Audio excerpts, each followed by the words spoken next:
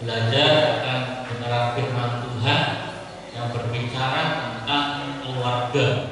Apa saudara sekalian, keluarga Kristen menjadi sebuah acuan, keluarga Kristen menjadi sebuah patokan karena di dalam Alkitab banyak mengajarkan bagaimana kita dapat membangun akan sebuah keluarga. Terlebih dahulu kita akan lihat di dalam firman Tuhan di dalam kitab Amsal. Kitab Amsal pasal 24 ayat 3 dan 4 dikatakan, dengan hikmat rumah didirikan, dengan kepandaian itu ditegakkan, dan dengan pengertian kamar-kamar diisi dengan bermacam-macam harta benda yang berharga dan menarik. Apa saudara sekalian, sebuah keluarga ada oleh karena kehendak Tuhan. Sebuah keluarga didirikan oleh karena seizin Tuhan, apapun latar belakangnya. Bisa yang pada umumnya oleh karena rasa cinta laki-laki dalam perempuan terjadi sudah menikah dalam perjanjian kudus, dalam pernikahan kudus.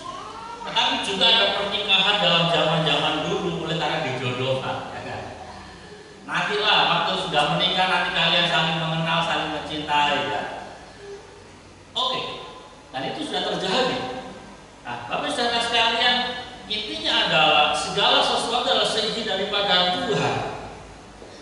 Bapak saudara sekalian, meskipun pernikahan diawali dengan sesuatu yang baik dan kudus, namun tidak jarang bahwa setiap rumah tangga pasti akan menghadapi namanya gelombang kehidupan.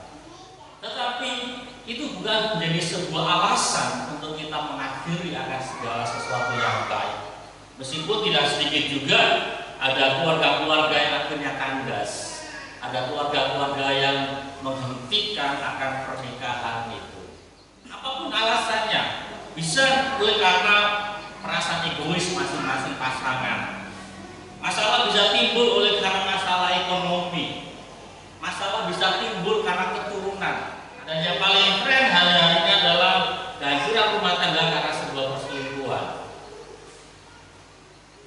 Komunikasi yang tidak baik, bahkan pekerjaan bisa menjadi masalah dalam sebuah keluarga. Penghasilan yang terlalu sedikit, lah kamu nggak bisa kerja dengan baik, udah saya cari orang lain. Apapun alasannya. Dan di dalam zaman modern ini muncul sebuah kelompok baru yang kita tahu namanya LGBT, ya kan? Di mana beberapa negara sudah melegalkan akan kelompok ini, di mana pernikahan sejenis, ya kan? Laki-laki menikah dengan laki-laki, perempuan menikah dengan perempuan.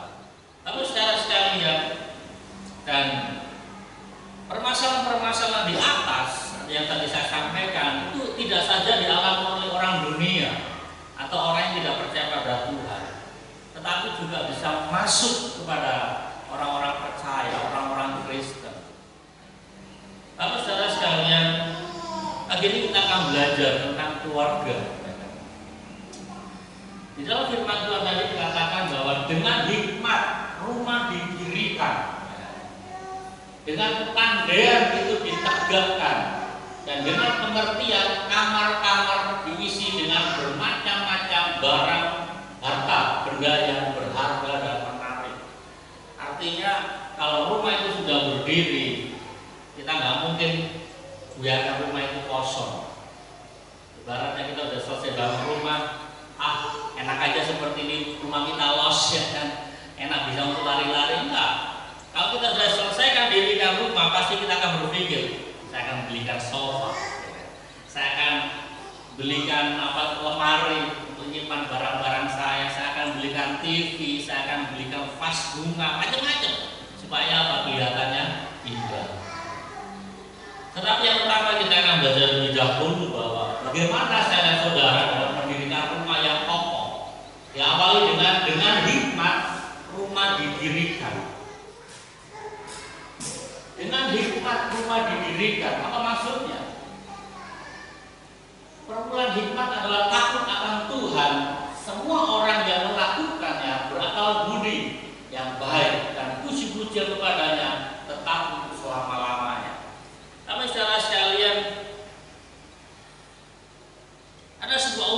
dikatakan lebih mudah membangun tangga rumah daripada membangun rumah tangga. Kalau kita bangun tangga rumah, paling cukup kayu 2 pucuk, ukuran 5 kali 5, 2 pucuk. Yang satu kita potong jadi 2 meter, kemudian yang lainnya kita potong paling setengah meter, selesai. Nggak sampai 1 jam selesai tangga rumah. Tetapi untuk membangun rumah tangga dibutuhkan waktu yang cukup lama. Apapun yang mendasarinya, apakah kita membangun rumah tangga berdasarkan kasih, ataupun kita hal-hal yang lain yang mendasarinya. Tetapi fakta memperlihatkan dalam kehidupan saya dan saudara bahwa seringkali permasalahan pasti timbul. Dan saya akan jawab. Tapi saudara sekalian, pada saat seorang pemuda dan remaja masih berpacaran, kita mesti jujur, ya kan? Dia masih bujang. Seringkali kita sulit untuk mengenali akan pasangan kita. Karena apa? Perasaan masing-masing pasangan akan didominasi oleh perasaan kasih eros. Ya kan? Hanya melihat wajah yang ganteng, hanya melihat wajah yang cantik, titik. Tanpa kita mengenali akan karakternya, ya kan? Bukan berarti kalian yang masih bujang mencari pasangan yang perfect, sempurna, nggak dapat. Nggak dapat, kita nggak akan temukan laki-laki yang sempurna, laki-laki yang perempuan yang sempurna, nggak dapat, nggak akan. Tetapi pada saat kita mendapatkan pasangan atau laki-laki atau perempuan yang memiliki takut akan Tuhan, itu sudah modal dasar gitu. Apa saudara sekalian, apa peranan hikmat di dalam mendirikan sebuah rumah tangga? Hikmat akan menolong saya dan saudara untuk kita memiliki dasar. Hikmat akan menolong saya dan saudara untuk kita memiliki motivasi yang benar ketika kita mendirikan sebuah rumah tangga. Hikmat dikatakan adalah permulaan hikmat adalah takut akan Tuhan. Di dalam Yakobus dikatakan itu bukanlah hikmat yang datang dari atas, tetapi dari dunia, dari nafsu manusia, dari setan-setan. Artinya apa? Ada macam-macam sumber hikmat. Pada saat kita berbicara hikmat, bukan serta-merta hikmat itu semua dari Tuhan. Tetapi Yakobus jelas mencatat dalam kehidupan tentang pada kita ada berapa ini? Hikmat dari atas, dari dunia, dari nafsu manusia, dari setan. Ya, ada 4. Ada 4 sumber hikmat. Kadang-kadang orang berpikir, bisa udah pikirkan itu kok. Saudara mengenal itu kok. Tapi masalahnya itu dari siapa dulu sumbernya? Dikatakan tetapi hikmat yang dari atas adalah pertama-tama murni, selanjutnya pendamai, ramah, penurut, penuh belas kasihan dan buah-buah yang baik, tidak memihak dan tidak munafik. Artinya untuk membedakan manakah ini hikmat dari Tuhan, dari atas, atau dari dunia, dari setan, dari nafsu manusia, jelas sederhana, dari buahnya kita akan dapat mengetahuinya.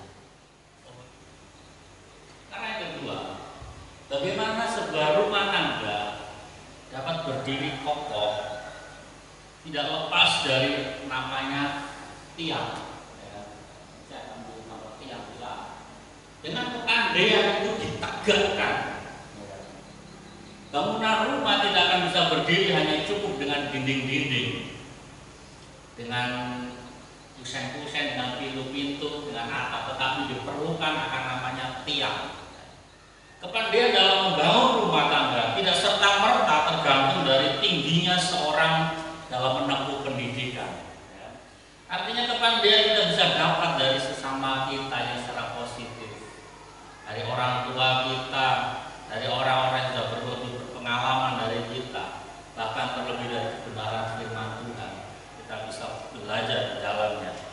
Sebuah rumah tangga tentunya dapat berdiri tegak dan kokoh karena ada tiang-tiang yang menopang.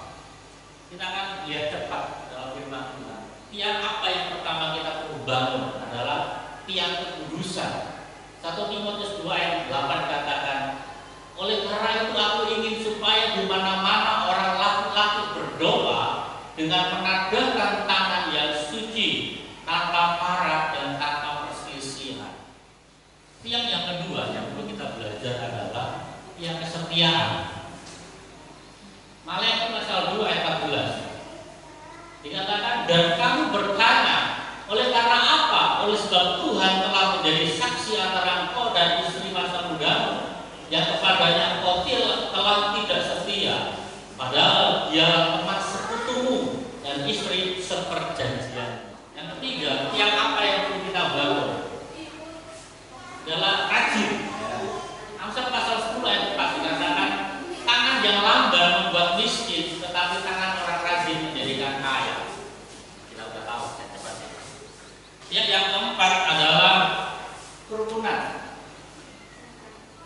Mazmur pasal 133:1, nyanyian ziarah Daud, sungguh alangkah baiknya dan indahnya apabila saudara-saudara dia bersama dengan rukun.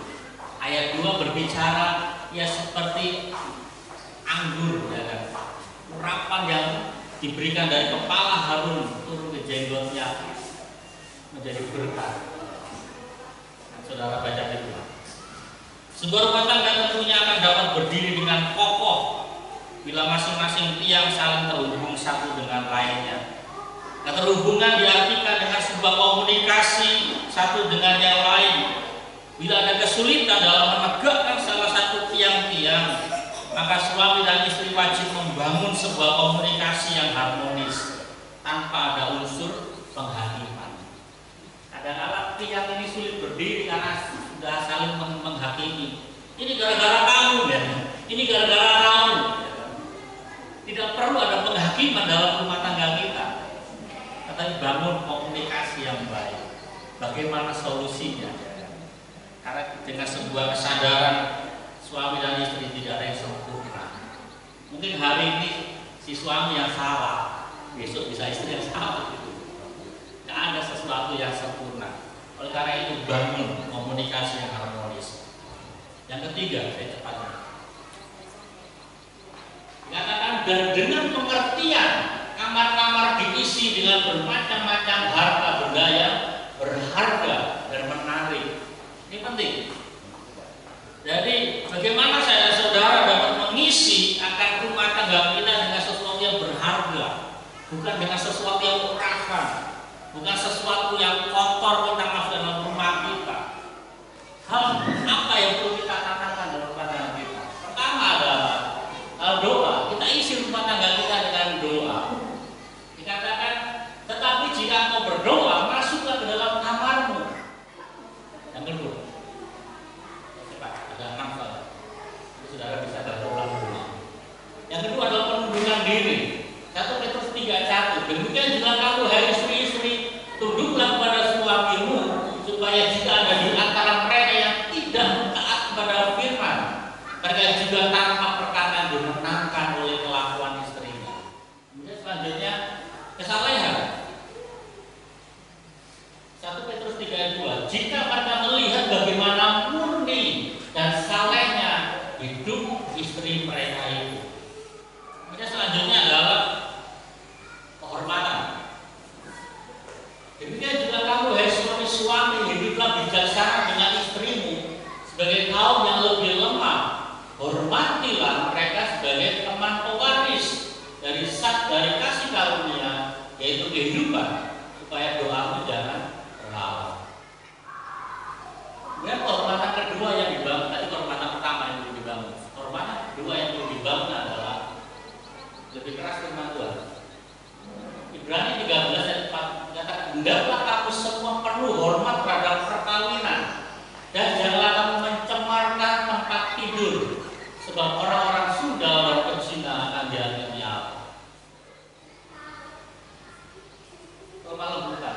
Perhiasanmu jangan secara lahiriah, yaitu dengan mengepang-epang dan sudah kita baca, tetapi dengan